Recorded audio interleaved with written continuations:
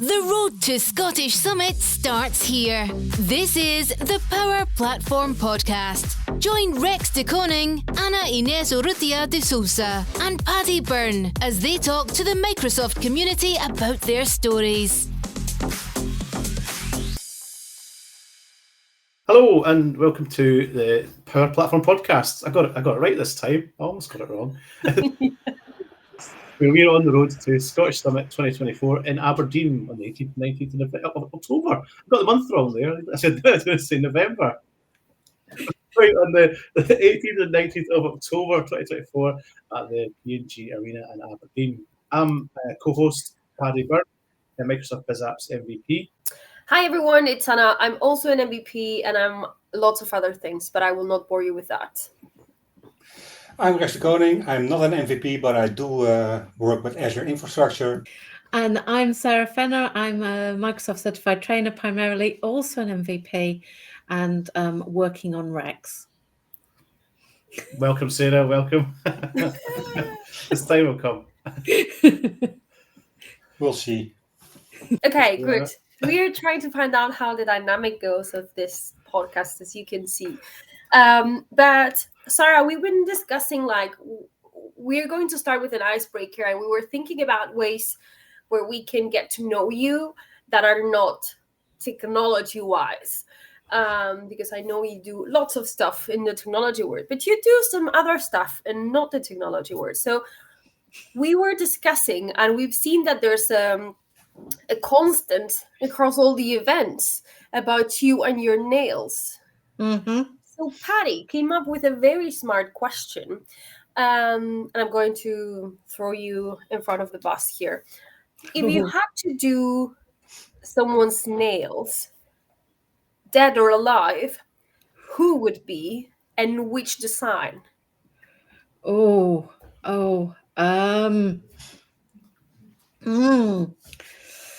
That's a really difficult one. Whose nails?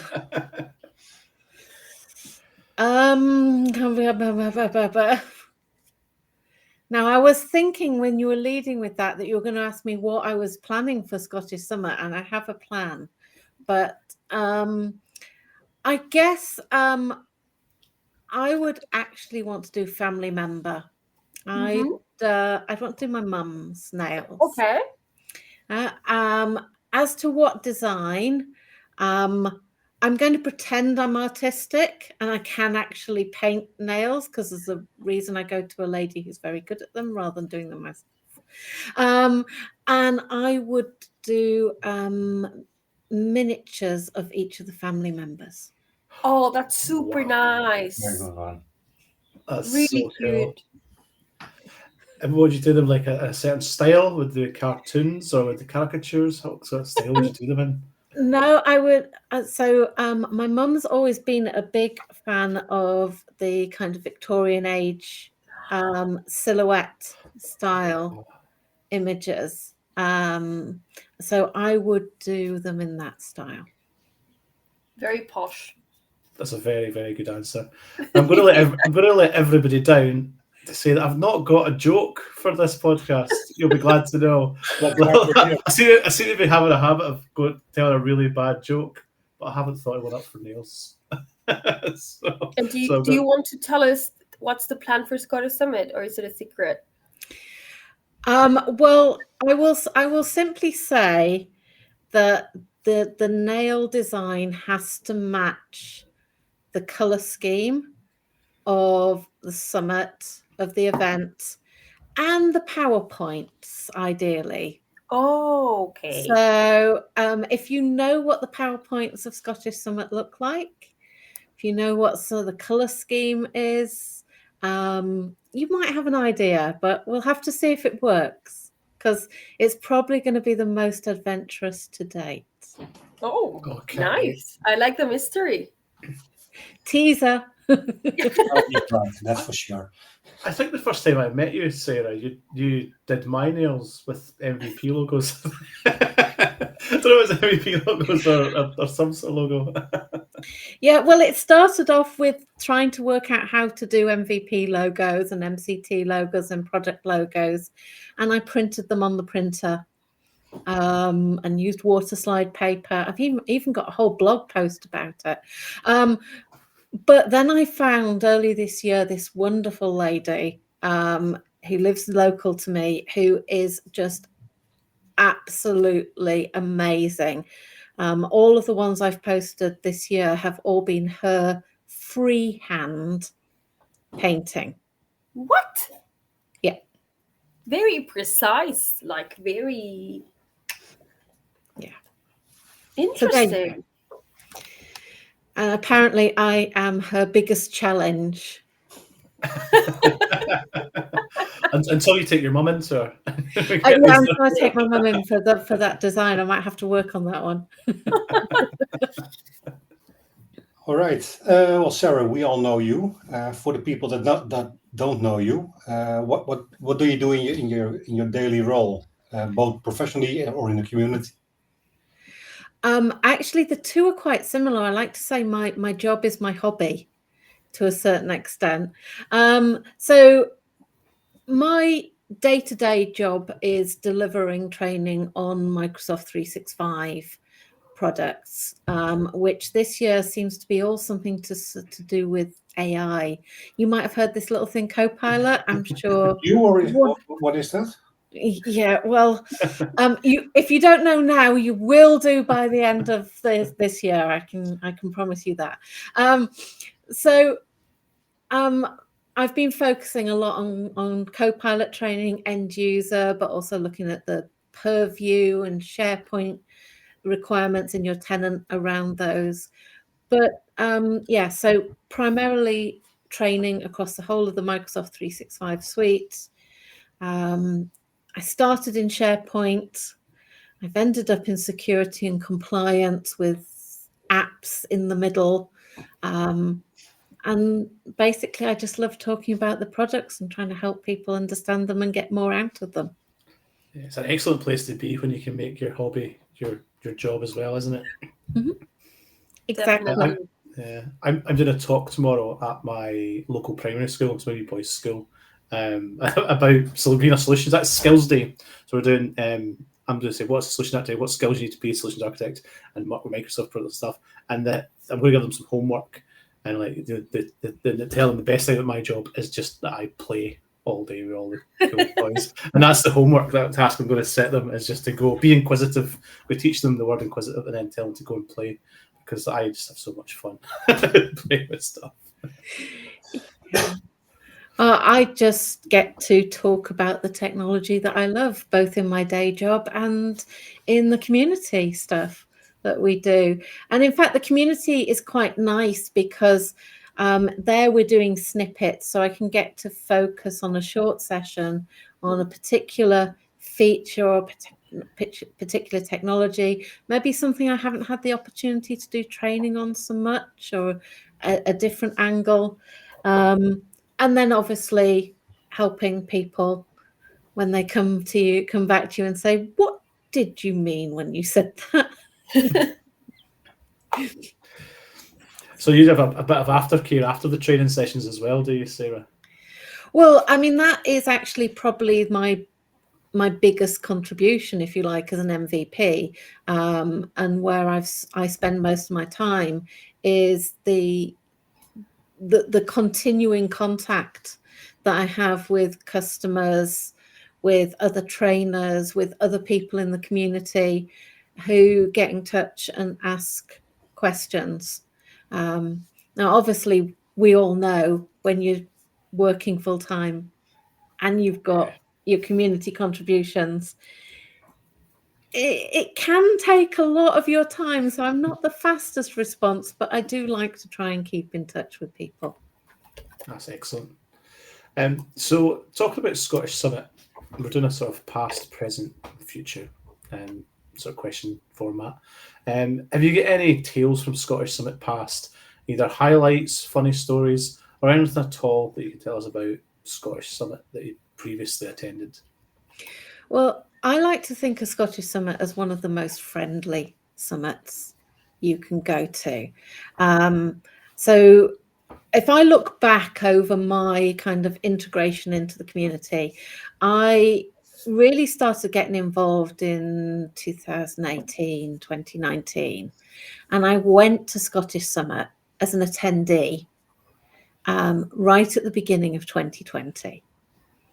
And it was my first full tech community conference that I'd attended. And I was really nervous. I was terrified. And it was so friendly. I didn't feel like an outsider at all. You know, you walk into this big conference on your own. You're terrified. You don't know anyone. The people you do recognize, you look up to because they're huge figures in the community. And everyone was really friendly. And I thought, well, yeah, I want to do more here. I want to be more involved. Of course, COVID changed things for a year or so, but then I did get the opportunity to be involved in the virtual Scottish Summit. And then when we were back in person, I was there like a shot, and really lucky to be involved in speaking, a little bit of volunteering, and yeah, as I say, I credit Scottish Summit with giving me the confidence to give it a go.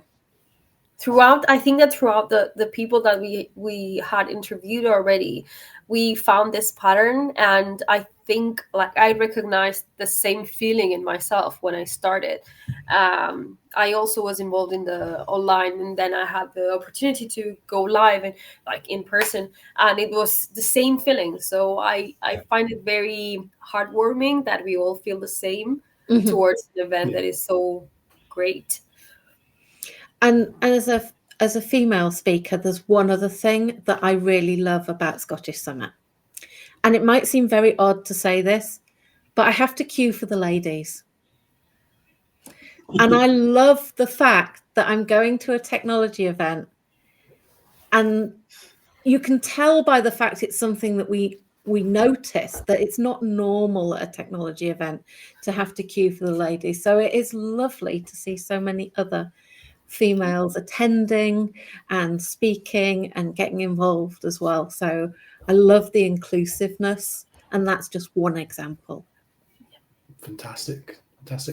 Yeah, that Scottish Summit 2020, that was, I did the Dynamics 365 Saturday one before that as an attendee, and that blew my mind. That was one of my sort of 3 pivotal points of getting into the community.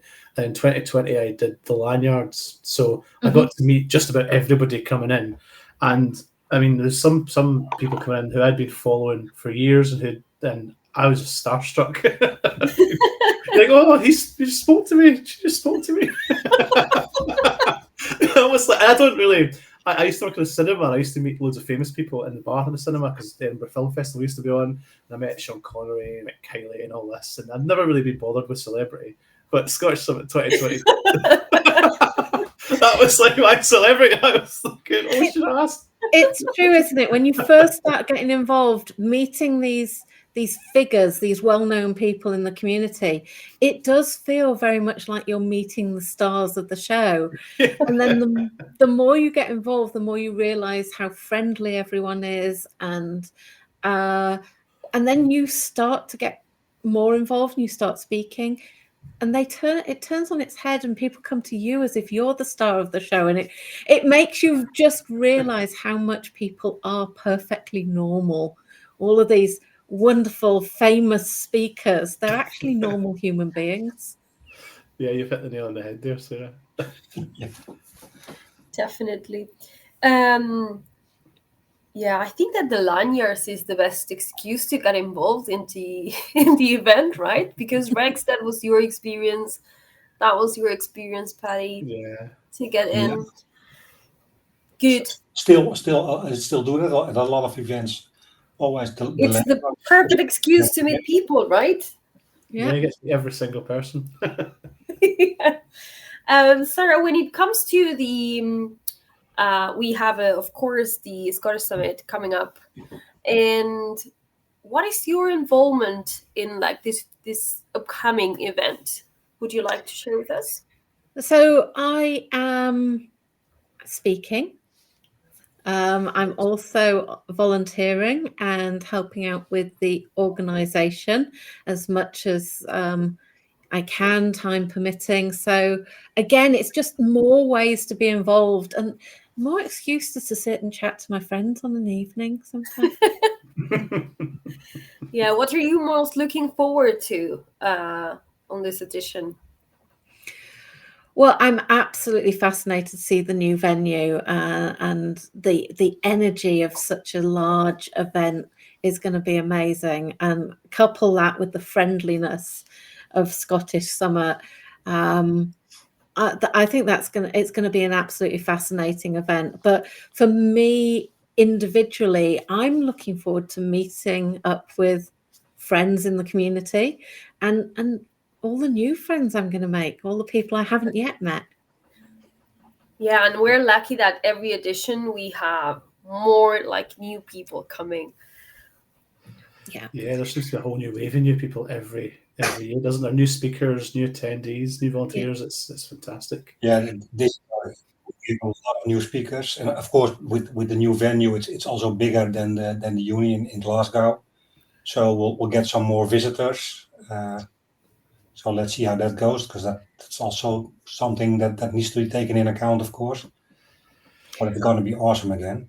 Yeah, and I'm looking forward to seeing this year's crop of new speakers. I mean, Paddy, you were involved with me in the new speakers workshop we did at South Coast Summit last year.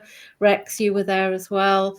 And it's actually a year since we ran the first one of those, a year today as we're recording this. And I was looking back at the photo from last year and seeing how many people are actually now speaking, and most of them actually spoke at Scottish Summit in Manchester last year from the event last May. And I'm really excited to see how many of the ones from October's event we're going to get this year. And it's just lovely to see them supporting each other as well. So I think the impact of workshops such as that and programs such as that is so valuable to the community, because I always find it easier to teach people where I have sort of struggled in the past, and that's why I did the new speakers thing. I did it at Scottish Summit a few times as well, because I lacked self-confidence, and then you're teaching them how to speak, they're speaking to people, and then they're teaching people how to speak, and it's just the whole community just exponentially grows like that, and that's really what we want. We want to give back, and I think those workshops and sessions are really important in us passing it forward and growing the community even bigger. Yeah, and it is also lovely to hear all those different voices, people coming from different backgrounds, giving different stories. It means those of us who are lucky enough to go to lots of events still have something new and exciting to hear, rather than it's just the same people who are lovely to listen to, but it's nice to have that variation in the content as well. So, and that also has always been a strong point of Scottish Summit, of course, the new speakers. So that was also very nice every year. Yeah, the commitment with the inclusivity and diversity, that's also one of the things that I'm super proud to about this Scottish Summit. Before we move on, Sara, are you also looking forward to the pub quiz? Well, Anna, we may be both looking forward to the pub quiz for the same reason, because we're both on the championship team, and of course, a rematch is always welcome. It's a little bit early to start setting challenges to the other teams, but yeah, we're getting the trophy this year again. How many times have you won now? 3. Don't go there. Don't all go. The editions. We won everything. Rex loves this story. He's very passionate about us winning, so I try to bring it up every time I can. Last time I got muted. I do terrible every year because I don't plan it out properly. I don't have a team, and so I turn up at the last minute and I get put with some randoms, which is great because I get to meet new people. And the one at South Coast Summit, the last event, South Coast Summit, South Coast Summit was the last one I did. I went, and I'm terrible at quizzes. I mean, I am the worst at quizzes, any quizzes. I'm just not. My brain doesn't work that way. And about sort of after the second round, I went to the toilet and I came back and everything had gone. So I don't know if they moved the table because I was so bad. Well, I will let you into a little secret, just a tiny little secret. It's all about teamwork. Yeah. And also I think that our team is highly competitive as well. Have you got a spare place? With a team captain that we have, I don't think we have a lot of choice. She's very good at motivating us to be competitive. Yeah. Maybe I could be the sort of spanner in the works if you've got a spare we are place not in your team. accepting people. And then I'll forget you. Team. Our team already have all of their tickets. The whole team has. The first thing we did when the tickets went live is made sure that our team all had their tickets for the quiz. But you know that for me, that's different. In all the editions, I never bought the ticket. And I end up like someone from the team gives me the ticket. So I'm not going to do it differently this time. Someone that does not attend the pub, which was Mike a couple of times. He gave me his ticket and I was able to take part. So that happened every time. So I'm not going to change, right? No. If I change and I will lose. You might change the look if you do that. Yeah. We'll see. Sorry, just a little bit of, brackets on this topic about being champions, but we can move on. We've not got anything else to cover. Is there any more questions you've got for Sarah? Well, I was wondering, you do a lot of sessions, you do a lot of volunteering. You also are going to be a volunteer again at this year's edition. What kind of volunteering do you like to do the most? So do you like the lanyards or, I don't know. I hate to say it, but I'm a little bit bossy. So anything where I can organise people comes in really well. I usually, whether I'm officially volunteering at that or not, I somehow end up running around making sure people are where they should be, and organising folks. So if you don't want me to organise you, please don't ask me to volunteer at your event. We're too late now, but we'll make it work. Oh God. Okay. Well, that's all from this episode of the Power Platform podcast. Where can we get tickets for Scottish Summit, Rex? We can get the tickets at scottishsummit.com/tickets. And of course, we have tickets for the event itself. We have tickets for the pub quiz. And there is a wonderful drag show, which you can always also get tickets for. And there are still tickets available, so grab them while they're hot. And the hashtag, Anna? Oh my God, Scottish Summit 2024. Yes, we got it. You'll get it in the end. So, I'm Paddy Burns. Sarah, do you want to say anything before you go? Where can we contact you? Where can we view your blogs, articles, find out what you're doing? So the easiest way to find me is via social media, X or LinkedIn.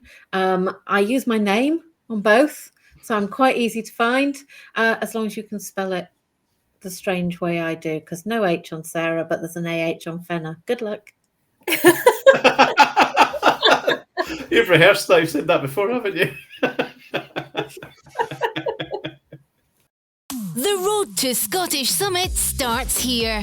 This is the Power Platform Podcast. Join Rex de Koning, Ana Inés Urrutia de Sousa, and Paddy Byrne as they talk to the Microsoft community about their stories.